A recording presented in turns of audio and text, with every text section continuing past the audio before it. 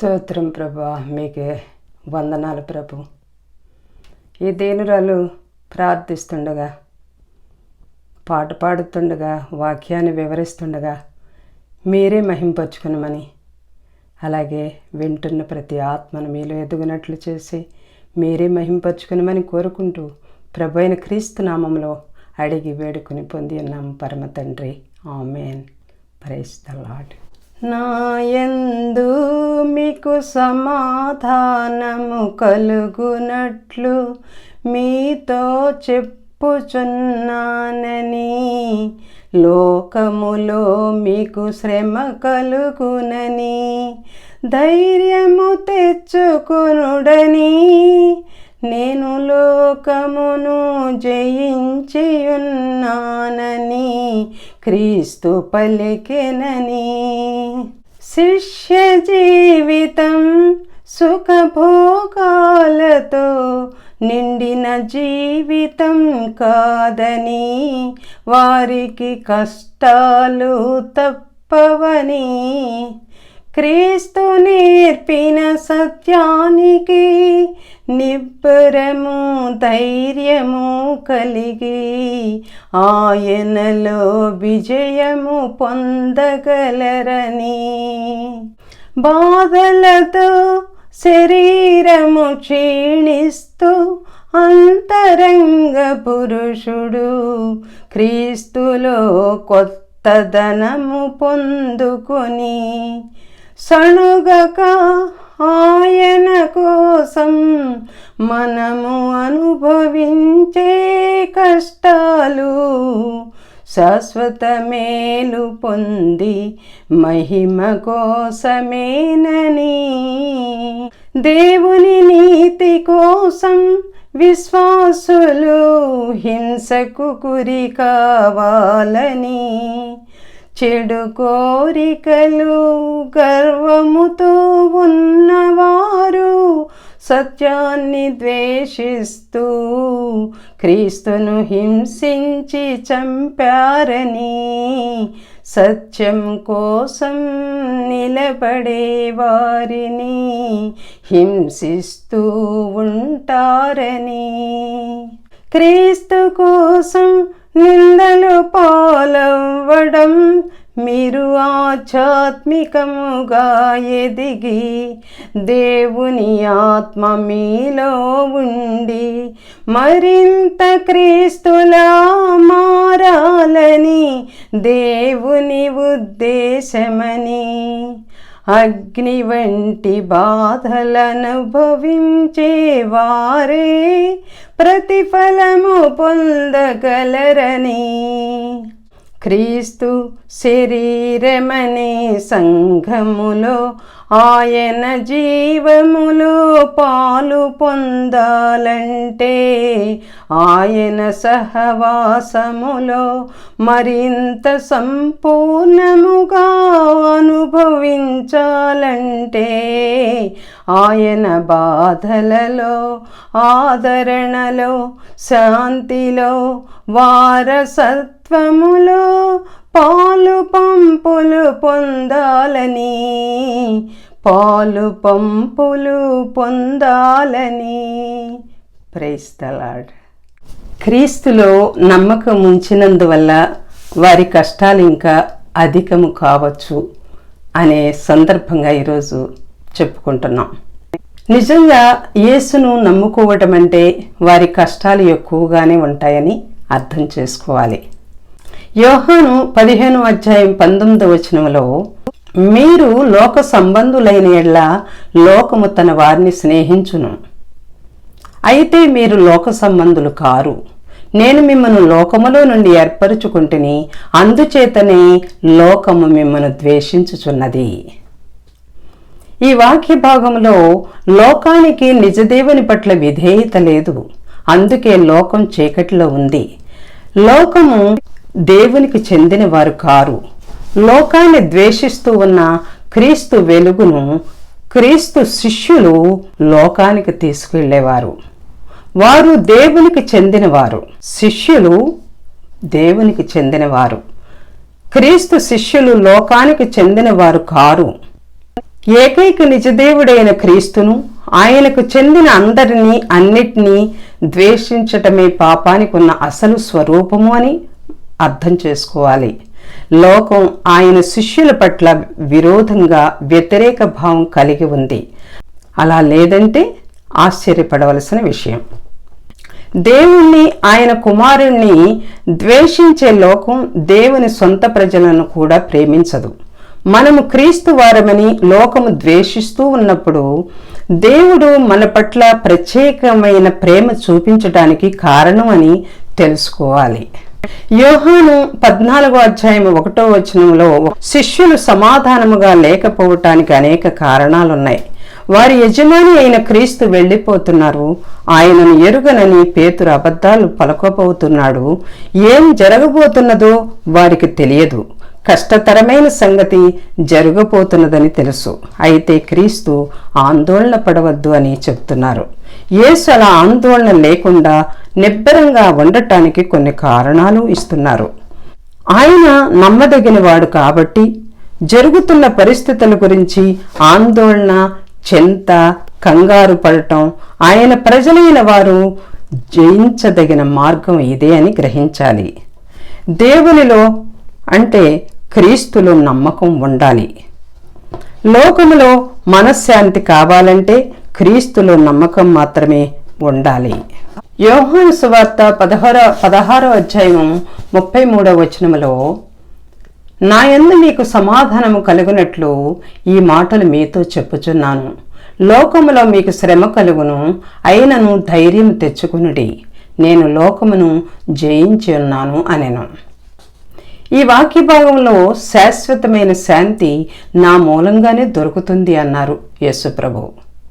యోహాను సువార్త 15:20-21 క్రీస్తు భరించిన దానికన్నా మంచి స్థితి తమకు ఉండాలని శిష్యులకు ఉండకూడదు.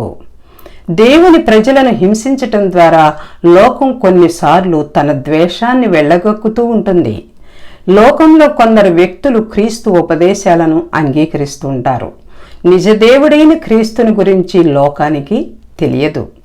జ్ఞానులనుకునే కొంతమంది అద్వైత వేదాంతములో మనిషి ఆత్మ, దేవుని ఆత్మ ఒకటేనని, ఇది తెలియక వారిలో ఆత్మ సంబంధమైన దాస్యంలో ఉన్నారని, ఆ జ్ఞానమే విముక్తి ఇస్తుందని వారి ఉద్దేశం. కానీ ఇది బైబిలు సత్యానికి విరుద్ధమని తెలుసుకోవాలి.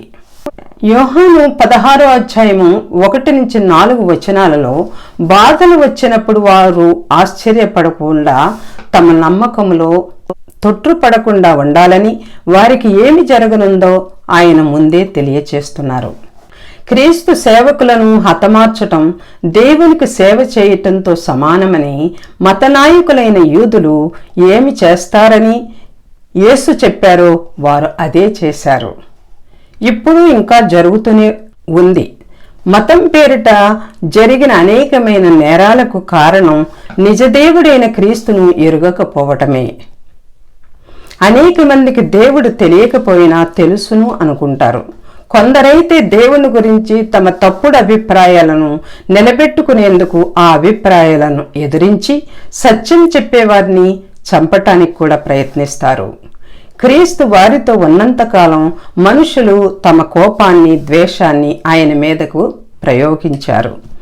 ఆయన పరలోకానికి తిరిగి వెళ్ళిపోయిన తరువాత ఆ కోపం, ద్వేషం అంతా ఆయన శిష్యులైన విశ్వాసులపై తిరుగుతుంది. శిష్య జీవితం తేలికగా సుఖభోగాలతో, సౌఖ్యంతో నిండిన జీవితం కాదని యేసు వారికి తేటగా చెప్పారు. ఇతరుల కంటే శిష్యులకు ఎక్కువ కష్టాలు వస్తాయి. విశ్వాసపాత్రులైన ఆయన సేవకులు ఆయన నేర్పిన ఈ సత్యాన్ని ఈ రోజుల్లో కూడా ప్రకటిస్తూ ఉంటారు. వారు ప్రోత్సాహం, నిబ్బరం, ధైర్యం తెచ్చుకోవాలి. బాధల మధ్యలో వారికి శాంతి ఉంటుంది. క్రీస్తులో వారికి అంతిమ విజయం చెందుతుందని తెలుసుకోగలరు. ఈ లోక బాధల స్థానంలో శాశ్వత మహిమ వారికి చేకూరుతుందని గ్రహించాలి. యోహాను 4:16-18 బాధలతో శారీరకంగా క్షీణించిపోతూ ఉన్న అంతరంగ పురుషుడిలో మాకు రోజురోజుకు కొత్తదనం కలుగుతుంది. ఇక్కడ పౌలు చెప్తూ మాదిరి చూపిస్తున్నాడు. ఈ బాధలు పౌలు చాలా చులకనైనవి అని అంటున్నాడు. తనకు కలుగబోయే బహుమతితో పోల్చుకుంటే ఈ బాధలన్నీ చాలా తేలికైనవే అంటున్నాడు. దేవుడు పౌలుకిచ్చిన జ్ఞానాన్ని బట్టి మన మీద మనం జాలిపడుతూ తాను సణుగుతూ ఉండలేదని మీరు ఉండకూడదు అని అంటున్నాడు.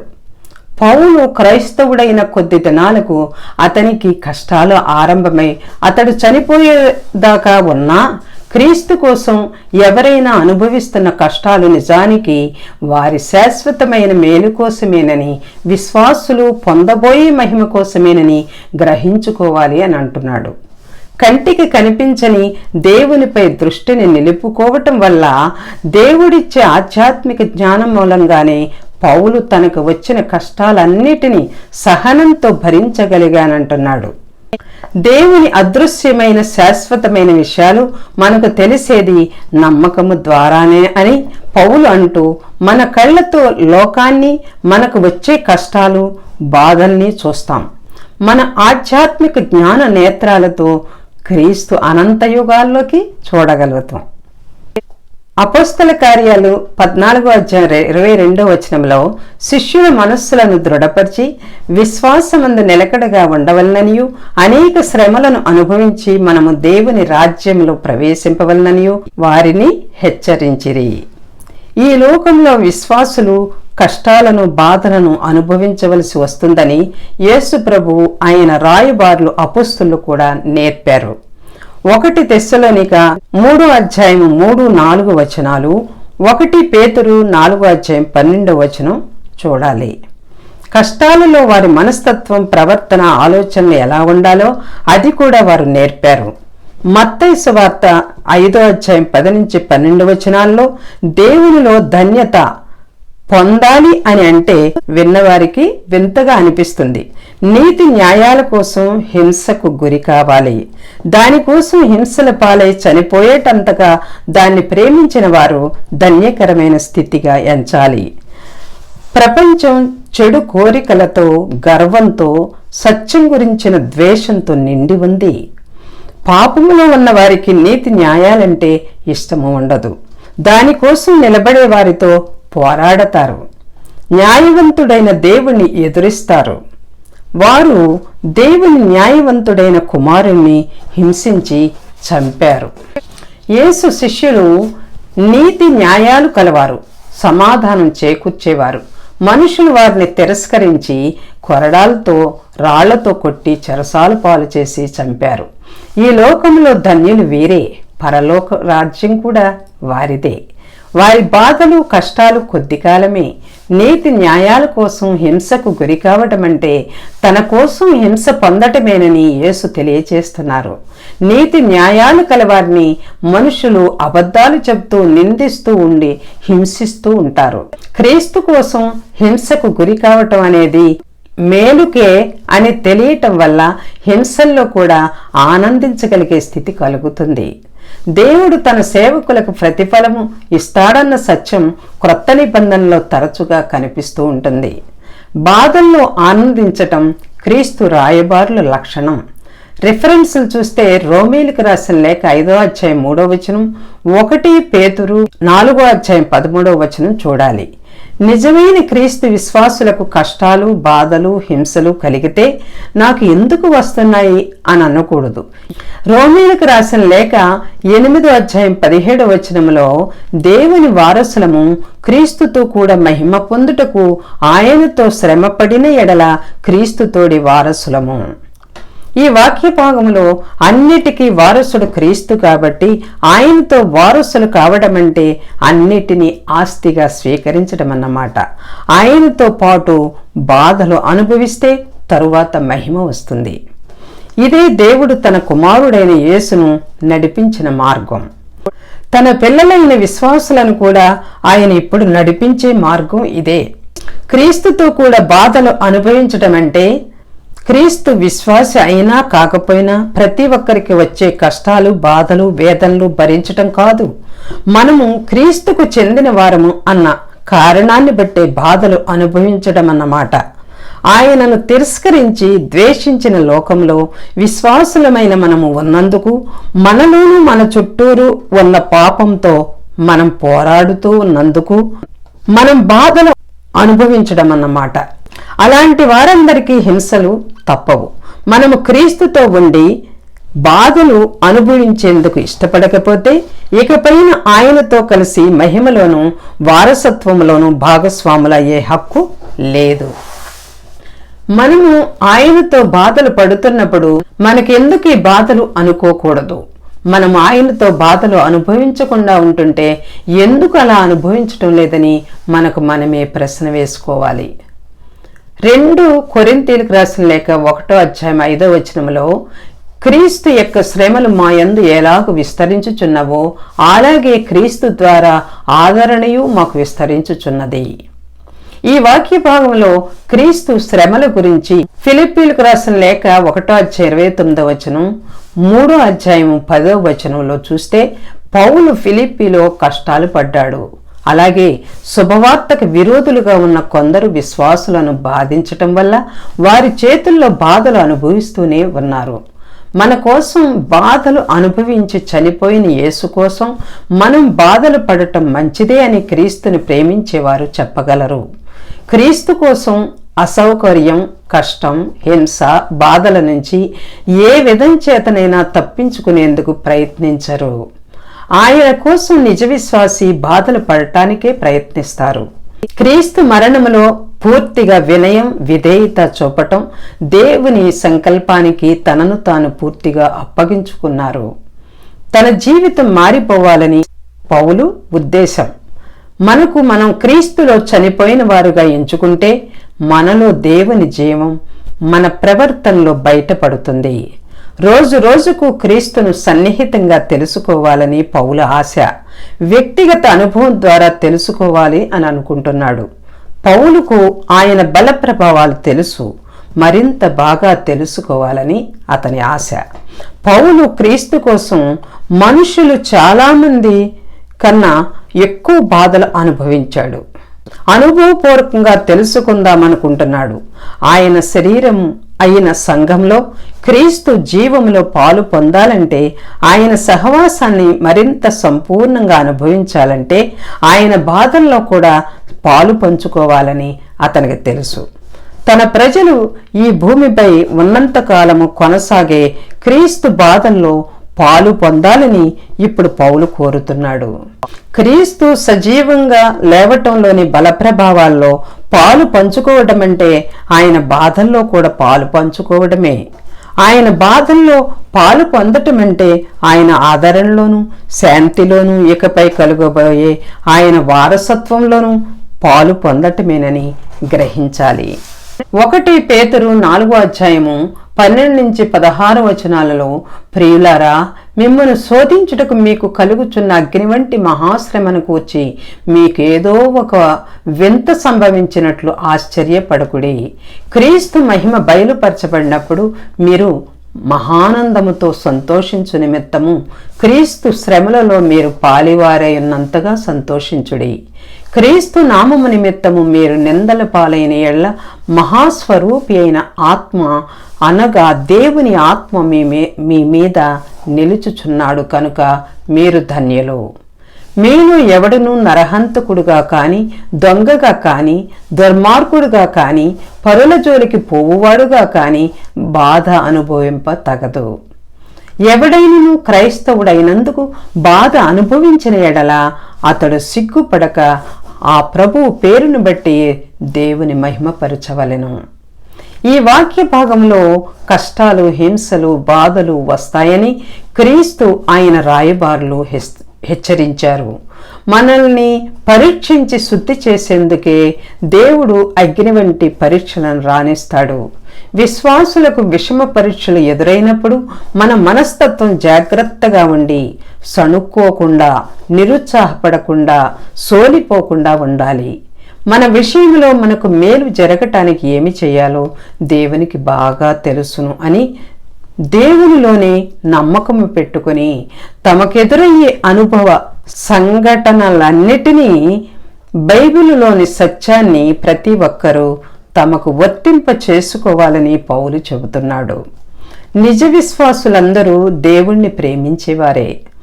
తన ఉద్దేశాలు నెరవేర్చుకునేందుకు వారందరినీ దేవుడు పిలిచారు. విశ్వాసులను దేవుడు ఎలాంటి పరిస్థితుల్లోకి తీసుకువచ్చినా అందులో మేలే చేకూర్చుతున్నాడు. వాటన్నిటి ద్వారా ఆధ్యాత్మికంగా ఎదిగి మరింతగా క్రీస్తులాగా మారాలని ఆయన ఉద్దేశం. వీటన్నిటికీ నమ్మకమే చాలు. అగ్ని వంటి బాధలను భరించటం అంటే క్రీస్తు పడిన బాధల్లో పాలు పంచుకోవడమేనని గుర్తించాలి. ఇటువంటి వాటికి ప్రతిఫలం లభిస్తుంది. మనం క్రీస్తులో విశ్వాసులము కాబట్టి మన మీదకి నిందలు వచ్చినప్పుడే క్రీస్తు నిజ విశ్వాసులు అనే రుజువుగా ఉంది. దేవుని ఆత్మ పరలోక మహిమ నుండి వచ్చి విశ్వాసులను అక్కడికి తోడుకుపోతారు. ఇప్పుడు పరిశుద్ధాత్ముడు వారిలో ఉన్నారు. బాధలను సహించటం, క్రీస్తు కోసం నిందల పాలవటం అంతా క్రీస్తు బిడ్డలుగా ఇందుకు రుజువుగా ఉంది. క్రీస్తు పేరు ధరించిన చేత క్రైస్తవులు సిగ్గుపడకూడదు. లోకం తన ఇష్ట ప్రకారం చీకటిలో ఉంటూ ఆధ్యాత్మిక వెలుగును తిరస్కరిస్తూ ఉంది. విశ్వాసులకు లోకమంతటితో కలిసి తీర్పు తీర్చే అవసరత లేకుండా చేయడానికి దేవుడు అస్తమాను తీర్పు తీరుస్తూ వారిని క్రమశిక్షణలో పెడతాడు. అవిశ్వాసులైన వారు దేవుని కోపానికి లోనవుతారు. Praise the Lord. హల్లెలూయా.